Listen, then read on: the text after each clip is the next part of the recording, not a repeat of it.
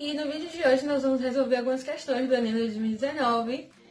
Eu sei que aqui no canal eu sempre bato na tecla de que fazer questões é essencial, fazer Enems anteriores é essencial. Então hoje eu vim fazer com vocês algumas questões do Enem passado, que foi o Enem que me deu ingresso na faculdade.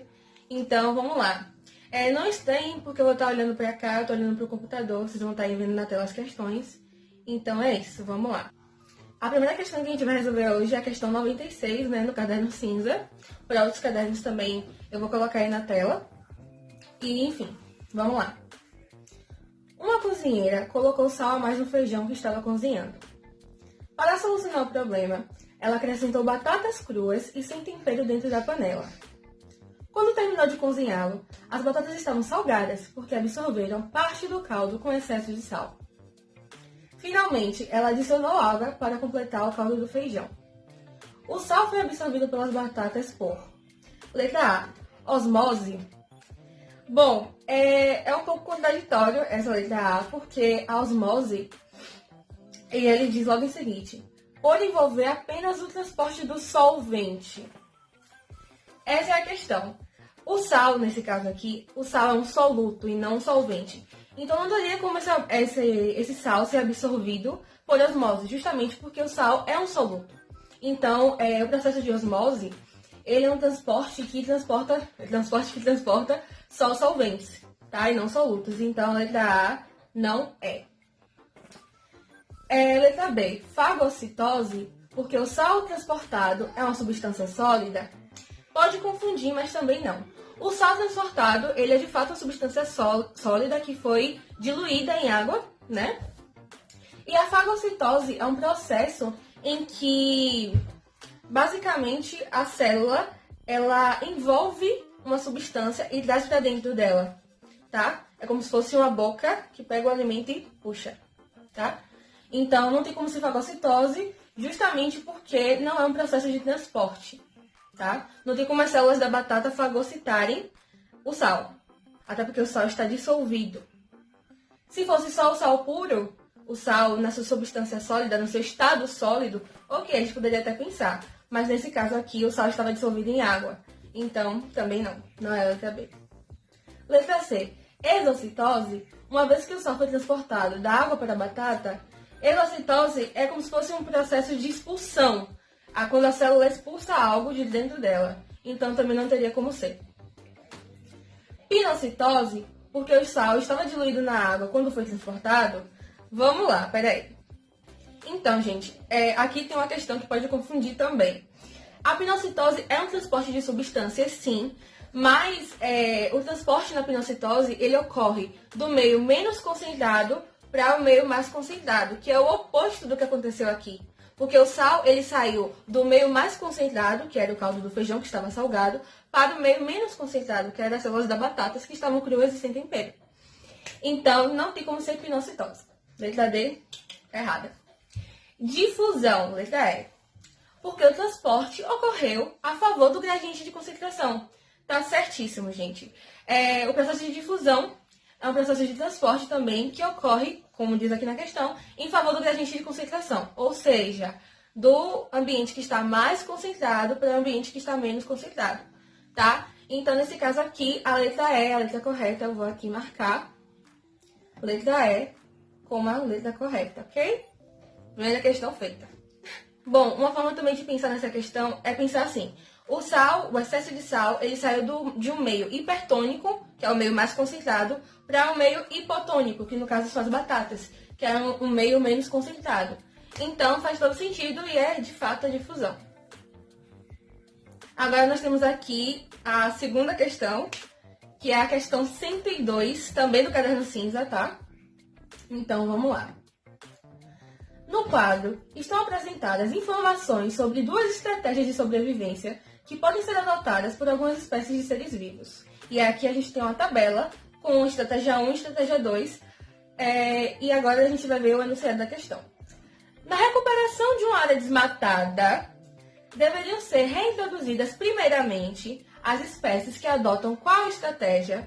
Então vamos lá para o seguinte cenário. Tem uma área desmatada, uma área que sofreu todo um processo e agora está escassa, tanto em fauna quanto em flora. E aí, o que eles querem da gente, né? O que ele está perguntando nessa questão? Qual estratégia seria mais eficiente a fim de repovoar, de reintroduzir espécies para aquela região desmatada, reflorestar, enfim.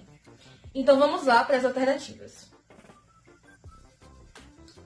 Bom, a alternativa A, aqui, diz que é a estratégia 1, pois essas espécies produzem descendentes pequenos, o que diminui a competição com outras espécies. Gente, lembrando que essa é a minha resolução, tá? De acordo também com o que eu sei e... Enfim, mas é o que eu penso, vamos por lógica. O fato dessas espécies produzirem descendentes pequenos, como tem aqui na tabela, né? Aqui, ó. Descendentes mundos e com tamanho corporal pequeno. Essa questão não necessariamente tem relação com a competição com outras espécies, até porque essa região ela estava não muito povoada, ela acabou de ser destruída, entre aspas.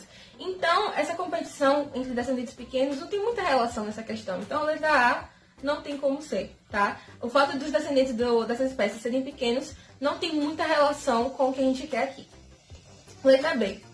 Estratégia 2. Pois essas espécies têm uma longa duração da vida, o que favorece a produção de muitos descendentes.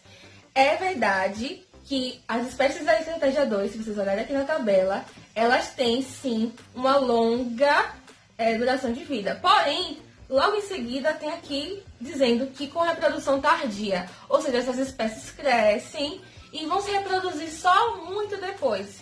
Então, o fato de eles terem uma vida longa não necessariamente implica em eles terem mais descendentes. Inclusive, tem aqui, ó, potencial biótico. Potencial biótico tem muita relação com a reprodução.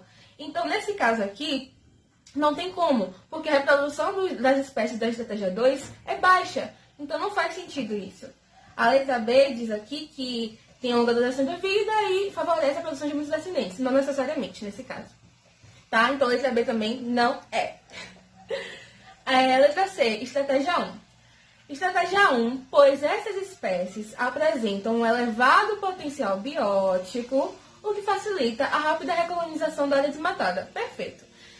Como vocês podem ver aqui na tabela novamente, as espécies da estratégia 1, elas realmente têm um potencial biótico, um potencial reprodutivo muito alto. Ou seja, a capacidade delas de se produzirem descendentes e repovoar essa localização, esse local, reflorestar esse local, é muito maior. Então, a letra C, perfeito, super condiz com o que a gente quer aqui.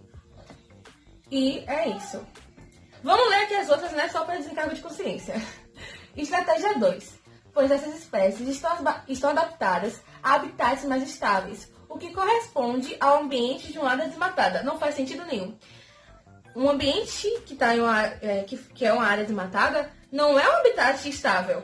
Tá, ok que essas espécies são adaptadas a habitats mais estáveis, mas isso não tem nada a ver com um ambiente desmatado, porque um ambiente desmatado não tem como ser estável, né?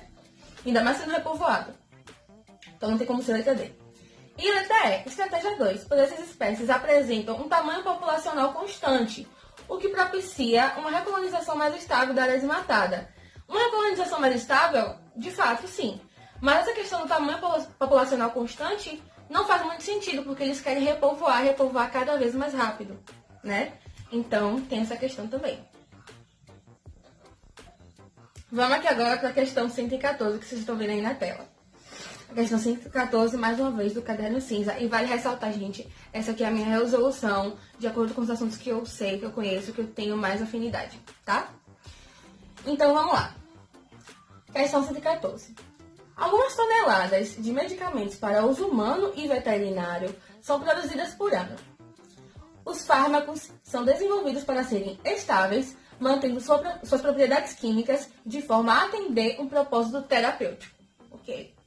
Após o consumo de fármacos, parte de sua dosagem é excretada de forma inalterada, persistindo no meio ambiente.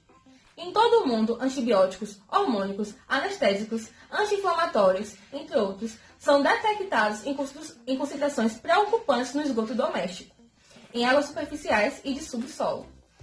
Dessa forma, a ocorrência de fármacos residuais no meio ambiente pode apresentar efeitos diversos em organismos aquáticos e terrestres. Essa questão tem muito a ver com magnificação trófica. Inclusive, se você não sabe o que é magnificação trófica, tem um vídeo aqui no canal falando sobre magnificação trófica, então dá uma olhadinha depois para vocês entenderem melhor como funciona esse processo. Mas basicamente é uma poluição dos corpos d'água e nesse caso esse descarte incorreto de material, de medicamento, pode acarretar realmente na magnificação trófica. Agora vamos lá para o comando da questão. Qual ação minimiza a permanência desses contaminantes nos recursos hídricos? E aí agora a gente tem as alternativas, vamos lá. Letra A. Utilização de esterco como fertilizante na agricultura? Não sei se tem alguma relação com o que a gente quer aqui. Até porque isso aqui poderia até piorar a situação, então não. Letra B. Ampliação das redes de coleta de esgoto na zona urbana? Tá aí, é quase uma pegadinha. Pode ser que sim, ampliar, fazer mais redes de coleta pode atender uma maior demanda. Porém, não significa que vai conseguir limpar esse ambiente, esse esgoto doméstico desses fármacos, tá? O que a gente precisa aqui é de uma solução nova, justamente para limpar o esgoto desses fármacos, ok? Desses medicamentos. Então, letra B tem sentido, mas não tem relação. Letra C. Descarte dos medicamentos fora do prazo de validade em lixões. Não. Isso aqui pioraria, inclusive. Causaria outros problemas também. Esse descarte dos medicamentos em lixões seria totalmente incorreto. Então, também não é essa alternativa, gente. Não, não, não, não, não. Letra D. Desenvolvimento de novos processos nas estações de tratamento de efluentes. Perfeito. O que a gente precisa realmente são novos processos que podem fazer um tratamento desse esgoto de forma correta, a fim de limpar esse esgoto o máximo possível desses fármacos, desses medicamentos e evitar realmente uma magnificação trófica ou qualquer outro problema, né, para a saúde humana e para a saúde dos ecossistemas. Então, letra D, certíssima. Vamos marcar aqui. Letra E. Reuso dos lodos provenientes das estações de tratamento dos esgotos na agricultura. Também não tem muita relação, tá? Então, a alternativa certa é a alternativa D. Vamos lá para a próxima questão. Essa questão é muito boa, gente. Enem 2019, questão 129 no caderno cinza. Então, vamos lá. É uma questão de relações ecológicas. Inclusive, aqui no canal tem vídeos de relações ecológicas que eu também vou deixar aqui no card para vocês assistirem depois, tá? Relações ecológicas é figurinha repetida no Enem, é muito importante saber. Sério. Vamos lá. As cutias, pequenos roedores das zonas tropicais, transportam pela boca as sementes que caem das árvores, mas, em vez de comê-las, enterram-nas em outro lugar. Esse procedimento lhes permite salvar a maioria de suas sementes enterradas para as épocas mais secas, quando não há frutos maduros disponíveis. Cientistas descobriram que as cutias roubam as sementes enterradas por outras, e esse comportamento de ladroagem faz com que uma mesma semente possa ser enterrada dezenas de vezes. Tá, vamos lá. Essa ladroagem está associada à relação relação ecológica de letra A. Sinfilia, não sei. Tem relação com esclavagismo, gente. E nesse caso aqui não é esclavagismo, tá? Também é uma relação ecológica, mas não tem nenhuma relação. Predatismo? Não teria como ser predatismo, gente, justamente porque a cutia, ela não tá predando outra espécie, tá? Ela não tá se alimentando, não tá matando e se alimentando de outra espécie, não tem nada a ver com predação. Letra C, parasitismo. Parasitismo também não, gente, não faz nenhum sentido, porque o parasitismo é quando uma espécie, ela se aproveita da espécie hospedeira para se alimentar ou para fazer de moradia e tudo mais. Também tem vídeo sobre isso aqui no canal, que é o vídeo de relações ecológicas. Mas basicamente, parasitismo é quando uma espécie, ela se hospeda em outra espécie a fim de se alimentar e ter moradia, enfim. Um exemplo de parasita no nosso caso são as vermes, tá? Que estão alojadas no nosso intestino. Então, nesse caso não é parasitismo, tá? As cutias, elas não vivem dentro de outras e não faz nenhum sentido essa questão aqui.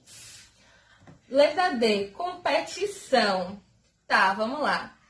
Sim, competição, porque uma cutia pega a semente e enterra. A outra cutia vem, desenterra essa semente. E aí, outra cutia vem e pega essa semente. Então, isso é uma competição. As cutias estão brigando pelas sementes, tá? E nesse caso aqui, essa competição das cutias é uma competição interespecífica, que é competição entre as mesmas espécies, tá? Então a letra D tá certíssima, vamos marcar aqui. E letra E, comensalismo. Comensalismo também não. Comensalismo tem relação quando uma espécie vem tentar se alimentar, não se alimentar da outra, mas se alimentar dos restos da outra, tá? Então também não tem nenhuma relação nesse caso, não é comensalismo, é competição. Letra D. Bom, eu vou parar por aqui, gente, porque o vídeo tá ficando muito longo. Eu espero que vocês tenham gostado. Caso vocês queiram a parte 2 aqui, tem mais questões. Caso vocês queiram a parte 2 desse vídeo, tá? Eu vou estar aqui, então comentem aí se vocês gostaram desse formato e até a próxima. Compartilhe esse vídeo com quem tá se preparando pro Enem e tudo mais. Eu acredito que pode ajudar muito. A gente tá aqui resolvendo questões e batendo esse papo. Vocês até aprendem um pouco, eu também. A gente resolvendo questões e tudo mais. E é isso. Um beijo e tchau!